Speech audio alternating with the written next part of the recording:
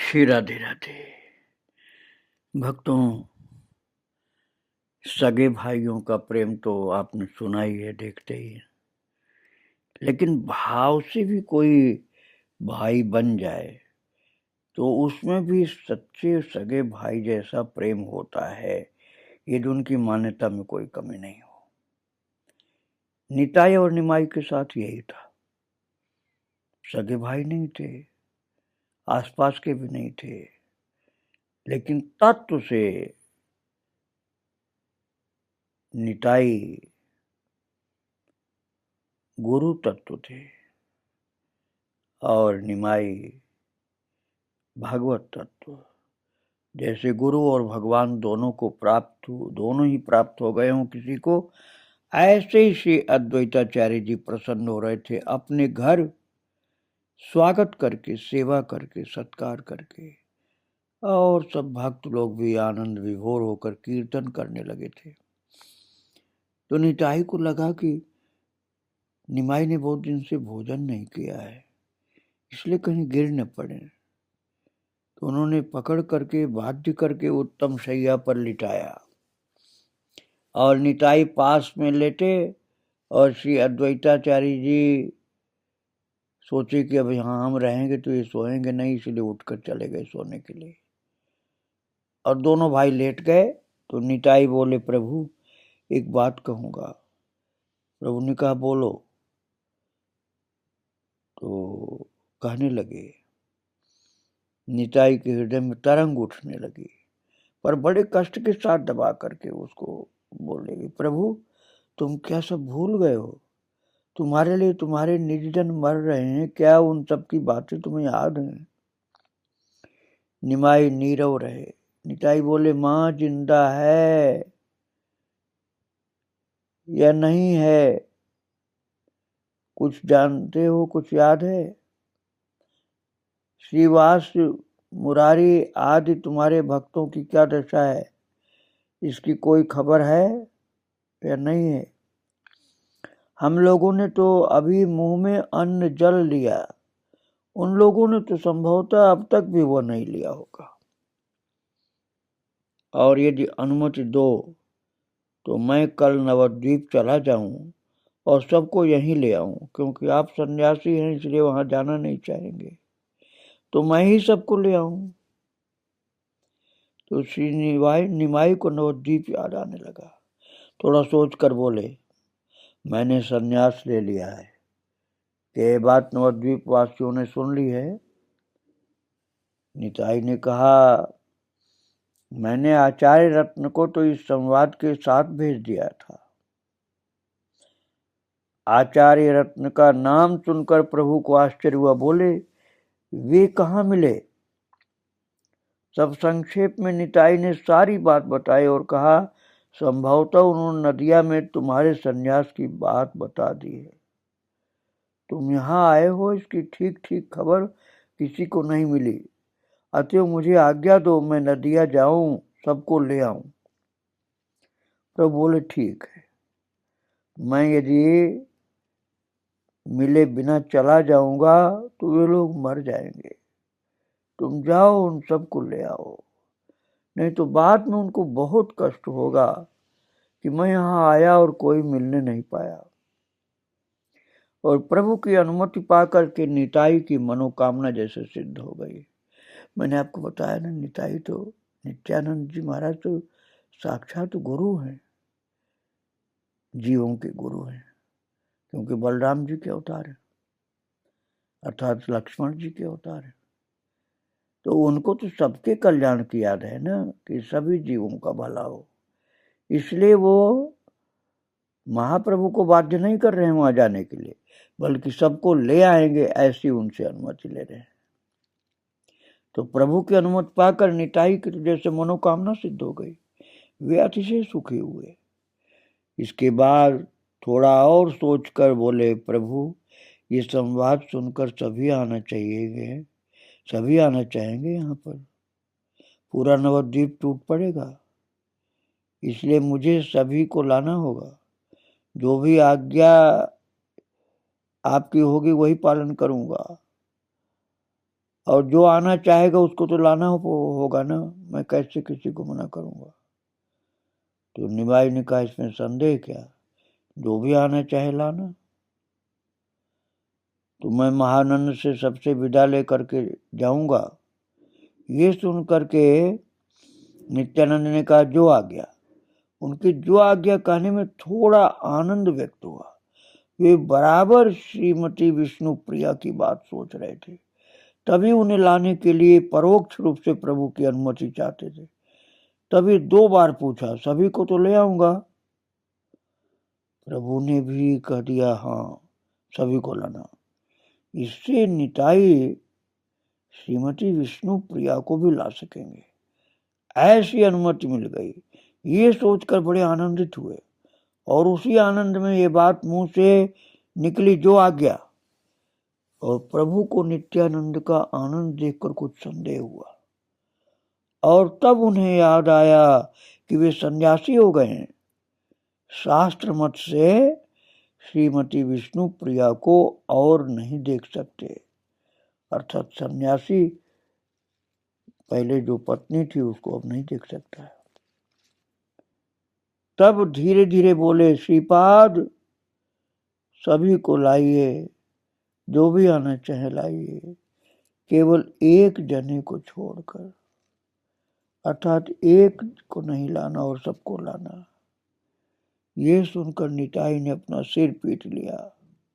उनकी ना करने की सामर्थ्य नहीं रही। निताई ये नहीं बोल पाए कि नहीं नहीं ऐसा नहीं, सबको लाऊंगा, क्योंकि उनको पता है कि महाप्रभु जी संन्यास धर्म का पालन कर रहे हैं, इसलिए बिना अनुमति इनकी प्राप्त किए मैं ही नहीं ला सकता हूं विष्णु प्रिया को। और बड़े तड़के उठे थे, इसलिए प्रभु गंगा स्नान कर पाए। निताई ने ठीक ही अनुभव किया था। निमाई चांद संन्यास लेकर श्री अद्वैत के घर आए हैं। ये संवाद जैसे जंगल में आग भड़के ना, ऐसे चारों तरफ फैली कि महाप्रभु आए हैं, महाप्रभु अद्वैत के घर आए हैं। और दल के दल लोगों ने आकर के श्री अद्वैत निवास को घेर लिया। शत शत लोग प्रभु प्रभु प्रभु कह के चीखने लगे। घर के भीतर प्रवेश न पाकर रास्ता छोड़ दो रे पहरेदार, ऐसा कहकर मिनती करने लगे। और रखवालों ने यही कह करके उन्हें रोका कि प्रभु ने 4 दिनों से जल तक नहीं पिया, उन्हें थोड़ा कुछ प्रसाद भोजन पा लेने दो, थोड़ा सा आराम कर लेने दो, कल आना भेंट करा देंगे। इसलिए पहले दिन कोई भी प्रभु के दर्शन नहीं कर सका। आज सुबह से ही भीड़ शुरू हो गई। प्रभु ने तड़के स्नान कर कमरे में प्रवेश किया। भीड़ बढ़ने लगी। लोगों ने प्रभु दर्शन दो, प्रभु दर्शन दो ऐसे कह के चीखना शुरू कर दिया। द्वारपाल द्वार की ओर चला, लेकिन अब रक्षा नहीं कर पा रहा है, उसको ऐसा लग रहा है। तब श्री अद्वैत ने एक उपाय किया, प्रभु को लेकर के छत पर चले गए। प्रभु छत पर खड़े हुए और उन्हें सब देख पाए। श्री अद्वैताचार्य जी महाराज पहले से सबके गुरु थे ना, तो उनका घर संपन्न था, अच्छा मकान था, तो उसकी छत पर चले गए लेकर। और फिर प्रभु का दर्शन सबको मिलने लगा। अब इन भक्तों में से बहुत से ऐसे भी थे कि जिन्होंने प्रभु को पहले देखा था, और बहुत से ऐसे भी थे कि जिन्होंने कभी भी नहीं देखा था। तो नाम तो सभी ने सुना था, गौरांग महाप्रभु का नाम सबने सुना था, लेकिन दर्शन हर किसी ने नहीं किया था। और सभी को विश्वास है कि वे पूर्ण ब्रह्म भाव सनातन ब्रह्म अर्थात भगवान है। लेकिन एकाध के मन में संदेह तो हो सकता था, फिर भी अधिकतर लोगों को विश्वास था। प्रभु के दर्शन कर कोई भी अतृप्त नहीं रहा, सभी को परमानंद की प्राप्ति हुई। सभी को लगा कि उनके दर्शन करना महाभाग्य की बात है। सभी बड़ी आशा लेकर आए थे। ऐसी स्थिति में निराश होने की ही बात थी, क्योंकि जहां अधिक आशा होती है वहीं निराशा होती है। आप सब लोग देख रहे हैं कि महाप्रभु छत पर खड़े हैं, नीचे से जनता दर्शन कर रही है। तो जिनको पास में जाने की इच्छा थी वो संतुष्ट नहीं हो पा रहे थे। प्रभु के दर्शन कर सभी को ऐसी समझ हुई कि यही हैं वो सभी जीवों की गति और कर्णधार। सभी उनके दर्शन करने आए थे, ये सोचकर कि भवसागर पार होंगे। पर अब प्रभु के दर्शन कर स्वार्थ की बात भूल गए और हजार हजार लोग हरि ध्वनि करने लगे। सहस्र सहस्र लोगों ने जमीन पर लौट करके प्रणाम किया और जिसे जैसी स्फूर्ति हुई वो उसी भाव से स्तुति करने लगा या प्रार्थना करने लगा। निमाई की एक अद्भुत शक्ति थी कि जब बहुत लोग उनका दर्शन करते थे तो प्रत्येक दर्शक को बोध होता कि प्रभु उसी की ओर देख रहे हैं। इसलिए प्रत्येक दर्शक को लगने लगा कि निमाई उसकी बात सुनने के लिए उसकी ओर देख रहे हैं। इसी के साथ सभी को एक और बोध हुआ। सभी भूल गए कि हम भीड़ में खड़े हैं। प्रत्येक को ऐसा लगने लगा कि वो और प्रभु खड़े हैं, दोनों एक दूसरे की ओर देख रहे हैं और प्रभु उसकी बात सुनने के लिए कान जैसे खड़े करके खड़े हैं। इसलिए जिसके मन में जो भाव था वो उसी के अनुरूप जी खोल करके बात करने लगा। कोई बोला, प्रभु मैं पापी हूं, मेरा उद्धार करो। किसी ने कहा, मैं अपने लिए कुछ नहीं चाहता, क्योंकि तुम्हारे दर्शन कर निर्मल हो गया हूं, मेरे पुत्र को अच्छा कर दो। कोई बोला, प्रभु मैं भवकूप में पड़ा हूं, निकाल लो। किसी ने कहा, मैं अस्पृश्य हूं, मुझे छूने से पाप होता है, मेरा क्या उपाय होगा, अर्थात मेरा उद्धार कैसे होगा। श्री गौर अवतार में इस समय जीवों के हृदय से जो सब प्रार्थनाएं निकली थी वैसी किसी काल में किसी देश में नहीं निकली। सब सच्चे हृदय से प्रार्थना कर रहे थे और प्रभु छत पर बैठ गए। चारों ओर से बहुत लोग सतृष्ण नेत्रों से उनका दर्शन करने लगे। किसी की शक्ति ऐसी नहीं थी कि जो कोई किसी को रोक सके, सब दर्शन कर रहे हैं। किसी की इच्छा नहीं हो रही थी कि ऐसा दर्शन सुख छोड़ करके घर जाए। प्रभु बैठे हैं, चारों ओर भक्तगण बैठे हैं। श्री अद्वैत पूछते हैं, अच्छा प्रभु मेरी एक बात का उत्तर देना होगा। सन्यासी लोग क्या स्वयं को भगवान से अभिन्न मानते हैं? वे अद्वैत भाव से भगवान का भजन करते हैं। तुम जीवों को भक्ति पथ की अर्थात द्वैत भाव की शिक्षा देते हो, फिर तुमने उन लोगों का मार्ग क्यों अपनाया? अब द्वैत भाव की शिक्षा देते हो भक्ति की, और मार्ग तो अपनाया द्वैतवादियों का। तो श्री गौरांग ने हंसकर कहा, मैं भी श्री अद्वैत का भजन करता हूं और सन्यासियों के जो अद्वैत हैं वे शक्ति रूप और निराकार हैं। अब उन्हीं अद्वैत ने रूप धारण करके शांतिपुर में जन्म लिया है। इस पर अद्वैत बोले, तुम सरस्वती पति हो, तुमसे कैसे कोई जीत सकता है? भले ही विनोद में आप कह सकते हैं कि अद्वैताचार्य को ही उन्होंने अद्वैत ब्रह्म बता दिया, लेकिन बात तो शब्दों के अनुसार तो बिल्कुल फिट थी। इसलिए अद्वैताचार्य जी बोले, आप सरस्वती पति हैं, कौन जीत सकता आपसे?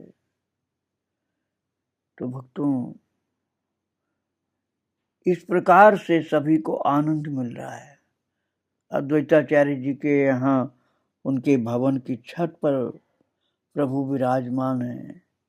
पहले तो खड़े थे, अब बैठ करके सबको दर्शन दे रहे हैं, सब आनंद विभोर हो रहे हैं। अब तो थोड़ी पहले वाली बात याद करो आप। नित्यानंद ने चंद्रशेखर को रास्ते से ही विदा कर दिया था और उन्होंने द्रुत कदमों से आकर के श्री अद्वैत को सारी बात बताई। तुरंत ही श्री अद्वैत कुछ एक लोगों को लेकर नौका के द्वारा शांतपुर के दूसरी पार पहुंचे। चंद्रशेखर श्री अद्वैत को भेजकर नवद्वीप अपने घर गए। अपने घर तो गए, पर जो भी कारण हो प्रभु के घर नहीं जा सके। हो सकता है उन्होंने सोचा कि उनके पास कोई ठीक संवाद नहीं है, कारण वे गौरांग को मैदान के बीच छोड़कर आए हैं, इसीलिए वह शची के पास नहीं गए। या फिर ये सोचा कि निमाई को घर ले आने उन्हें विदा करना आए, अब शची को क्या मुंह करके दिखाएंगे। निमाई को तो विदा कराए, उनको यही समझ में आ रहा था, इसलिए वे शची विष्णु प्रिया के पास कुछ कहने नहीं गए। किंतु भक्तों में से बहुतों ने उनसे संन्यास की बात सुनी। आचार्य रत्न के नवद्वीप पहुंचने का संवाद बहुत लोग जान गए। वे प्रभु का संवाद जानने के लिए उनके पास दौड़ पड़े। आचार्य रत्न पहले तो उनसे कुछ भी नहीं कह पाए, केवल रोदन करने लगे। कारण ये है कि सभी प्रभु को कहाँ छोड़े आए, बोलो बताओ, ऐसा कहकर हाथ पैर पटक रहे थे। और गौरांग महाप्रभु के घर के लोगों में से किसी ने कुछ नहीं सुना था कि वो शांतिपुर में हैं, अद्वैताचार्य के घर हैं। ये खबर महाप्रभु के घर के लोगों ने नहीं सुना था। और नित्यानंद जी बड़े तड़के शांतिपुर से नवद्वीप गए। 4-5 कोस की दूरी, आधा रास्ता खूब पैदल चले।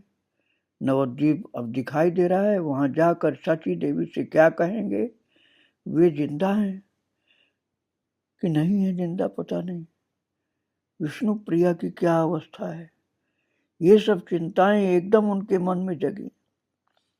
उनका आनंद जैसे चला गया और वो क्लेश से मिट्टी में लोटपोट होने लगे। पर उठे, फिर चल दिए, फिर धूल में पड़ गए। अब महाप्रभु ने अनुमति तो दे दी थी कि नवद्वीप जाओ, बताओ सबको, जो आ रहे आना चाहे सबको ले आओ।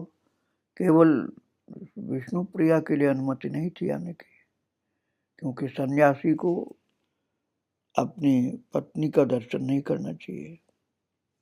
फिर सोचा है शोक का समय नहीं, प्रभु शांतिपुर हैं, ये शुभ संवाद था, शीघ्र देना होगा। फिर दौड़ पड़े और नदिया में प्रवेश कर उन्हें बोध हुआ कि सुख की नदिया में सब बर्बाद हो गया। मानो प्रत्येक घर, गली, वृक्ष, लता, पशु सब रो रहे हैं। वास्तविकता यह है कि बाहरी जगत के जीव की इच्छा अनुसार महाराज सब कुछ तो होता नहीं, इसलिए रोना सहज होता है। नित्यानंद हृदय में रोदन कर रहे हैं। उन्हें लगा कि सारी दुनिया ही रो रही है। प्रभु के घर गए, तब भी बड़ा प्रातः काल ही था, इतनी जल्दी वो चल पड़े थे वहां से। नीरव घर, निताई सोच रहे हैं वे लोग जिंदा हैं कि नहीं। प्रभु के आंगन में गए। वो गौर प्रियगण के नृत्य का स्थान है और पति सुहागिन स्त्री अकस्मात विधवा हो जाने पर जैसी लगती वो आंगन भी वैसा ही लग रहा था, कोई भी नहीं वहां। नित्यानंद ने आंगन में खड़े होकर के माँ माँ ऐसा कह करके पुकार लगाई। शची कमरे में थी। निताई की आवाज सुनकर बोली, कौन? निताई, मेरी निमाई को ले आए? ये कहती हुई बाहर आई और विष्णु प्रिया भी उठकर द्वार पर खड़ी हो गई। और प्रभु के घर में जो लोग थे उन्होंने निताई को घेर लिया।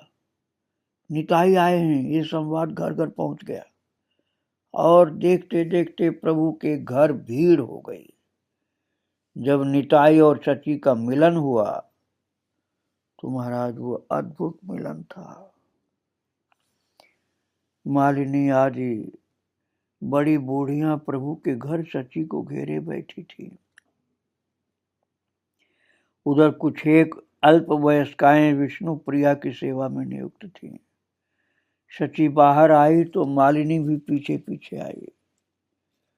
सची निमाई के सन्यास की बात सुनकर मूर्छित हो गई, क्योंकि सची माता को अभी तक कुछ खबर मिली नहीं थी। बेटा चला गया इतना ही जानती थी, फिर आगे क्या वो कुछ नहीं पता था उनको। बहुत मुश्किल से चेतना आई। मालिनी के सहारे उठ बैठी और बोली, मालिनी, निमाई ने मुझे अद्वैत के घर बुलाया है, चलो चलें। ये कहकर चुप हो गई। फिर बोली, निमाई ने कंगाल वेश बना लिया है और मैं यदि उस वेश में उसको देखूंगी तो कूद कर गंगा में मर जाऊंगी। थोड़ी देर बाद उठ करके फिर निमाई निमाई निमाई कहती दौड़ी। फिर सबने पकड़ कर बैठाया। श्रीवास बोले, माँ थोड़ा रुको, पालकी आ रही है, उसमें बैठ कर जाना, आप इतना चल नहीं पाओगी, हम लोग भी जाएंगे और सब मिल करके तुम्हारे निमाई को पकड़ करके यहाँ ले आएंगे। जिसने भी सुना वो प्रभु के दर्शन करने चल दिया। स्त्रियां भी गई। सभी प्रभु के घर आकर के एकत्रित हो रहे हैं। केवल भक्तजन नहीं, जो पहले शत्रु थे वे भी चल पड़े। शत्रु का मतलब कोई दुश्मनी नहीं थी, चिढ़ते थे जो लोग, वो भी चल पड़े। 3 तरह के लोग ज्यादातर थे ना। एक तो प्रभु के भक्त थे, दूसरी श्रेणी परम शत्रुओं की, एक तीसरी श्रेणी थी कि न भक्त न शत्रु। प्रभु के सन्यास लेने पर तीनों श्रेणियों का अस्तित्व मिट गया और सब प्रभु के लिए रोते थे। श्री निमाई के प्रति किसी को क्रोध हो यह आश्चर्य की बात थी। वे जब बालक थे तो बाहर के लोग उनकी दुष्टता पर खुशी होते थे, झुठलाने का कारण नहीं पाते थे। वे जब अध्ययन करते तो किसी को मर्माहत नहीं करते। जो कुछ झगड़ा करते वो केवल निज जनों के साथ। जब गृहस्थ हुए तो परम पंडित थे, स्नेहशील, उदार, निर्मल चरित्र, मधुर भाषी और कौतुक प्रिय। आप सोचते होंगे कि अभी तुम बता रहा था कि वहां बड़ी भीड़ थी महाप्रभु के दर्शन करने वालों की, तो ये नवद्वीप वासी तो अभी जानते भी नहीं थे कि कहाँ है प्रभु। तो सच बात यही है, वो शांतिपुर के लोगों की भीड़ थी जो दर्शन के लिए अद्वैताचार्य के घर को घेरे बैठे थे।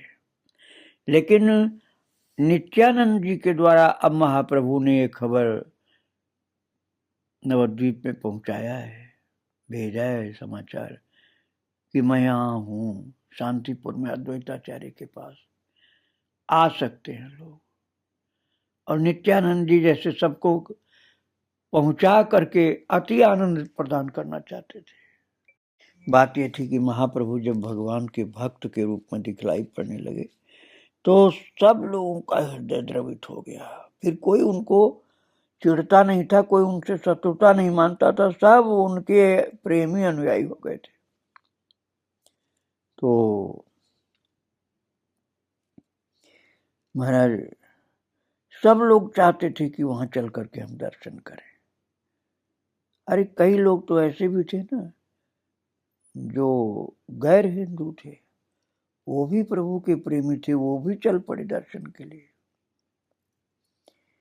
और सबने सुना कि निमाई पंडित ने सन्यास धर्म अपनाकर गृह त्याग कर दिया, तो उनकी पहले की पद मर्यादा, धन, गृहस्थ सुख रूप उम्र और आज की दीन अवस्था सोचकर सभी हाहाकार कर उठे। सामान्य जनता को तो शास्त्रों का ज्ञान होता नहीं, तो उनको तो यही दुख लगने लगा कि इतना सुख संपन्नता थी और अब सबसे हीन होकर के भिक्षुक की तरह हो गए। जो निमाई के परम शत्रु थे वे भी कहने लगे, निमाई पंडित सचमुच ही महापुरुष हैं। हम लोग सोचते वो बुद्धि बल से अपने पार्षदों को स्तंभित करके कर रहे हैं सब कुछ, ऐसे महापुरुष को हम पहचान नहीं पाए। अरे उनकी निंदा करके हमने अच्छा नहीं किया। अब यदि उनका दर्शन होगा तो उनके चरणों में गिरकर हम क्षमा प्रार्थना करेंगे। इन लोगों ने जब सुना कि निमाई पंडित शांतिपुर में अद्वैत के घर हैं तो ये लोग उनके दर्शन करने दौड़ पड़े। भक्तों, अब नवद्वीप के लोग जा रहे हैं दर्शन करने के लिए। नवद्वीप वासी लोग सब के सब महाराज गंगा पार करके शांतिपुर में अद्वैताचार्य जी के यहाँ पहुंचकर महाप्रभु का दर्शन करना चाहते हैं। भगवान के दर्शन के लिए सब जा रहे हैं, बड़भागी हैं और प्रभु उनके ऊपर कृपा करके दर्शन देंगे। प्रभु सबको दर्शन देंगे, इसी भाव को हृदय में रखिए आप कि सब प्रभु की कृपा के पात्र होने जा रहे हैं, सबका जीवन सफल होने जा रहा है। आइए हम प्रभु को और उनके भक्तों को प्रणाम करके यहीं विराम दें। आगे चर्चा कल की जाएगी। और श्री राधे राधे।